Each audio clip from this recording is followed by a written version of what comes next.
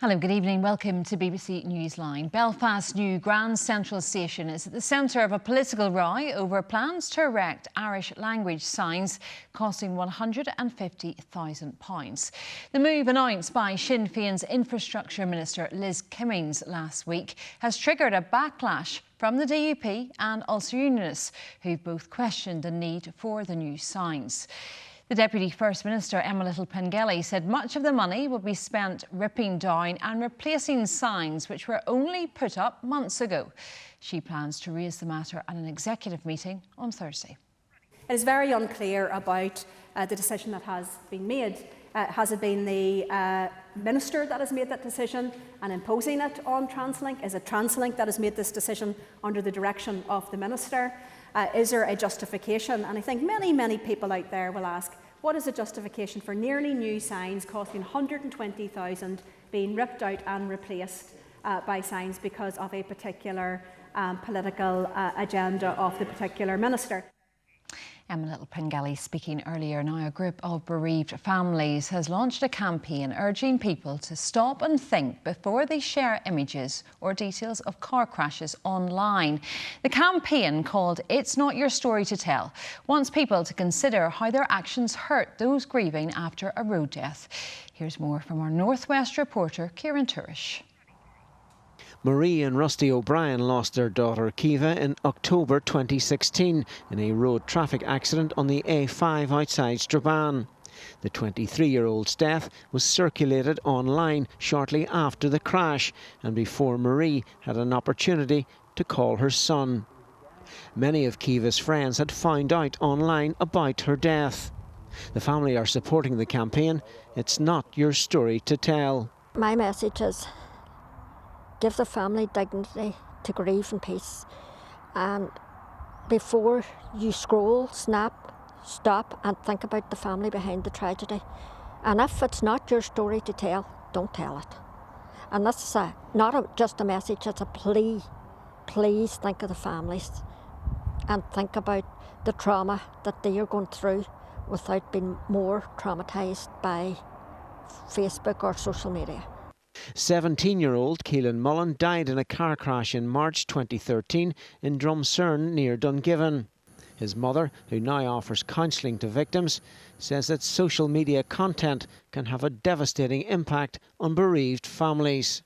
All too often I have heard from many bereaved families their stories being told before they have heard it themselves. Think about the families before you pull out that phone. We've walked this road and unfortunately we know what it's like, and we've had many different experiences, but through sharing those experiences we've gained so much knowledge, and in that knowledge we can then pass that on to other families.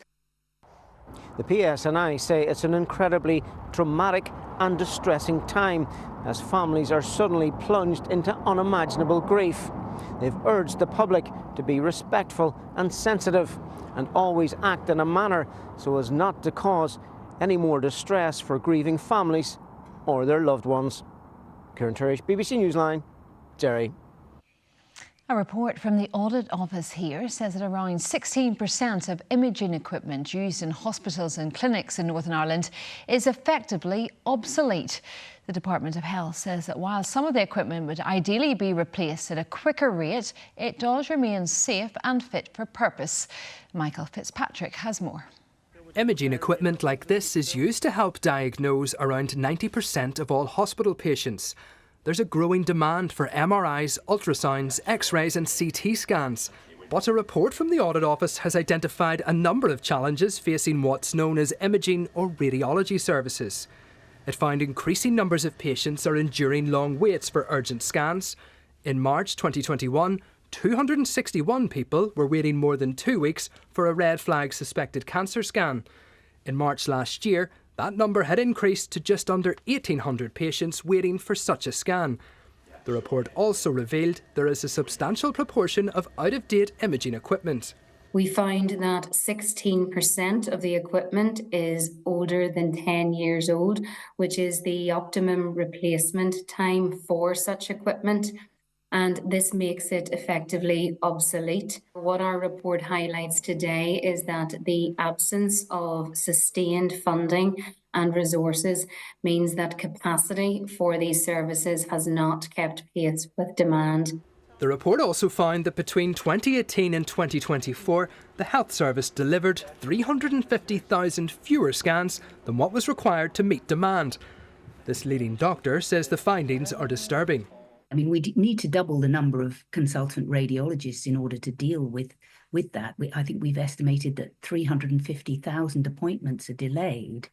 That's all. Every one of those is patients waiting. And of course, apart from the distress that causes patients who are worried about their condition, may not be able to work, the effect it has on their family, actually most conditions get worse.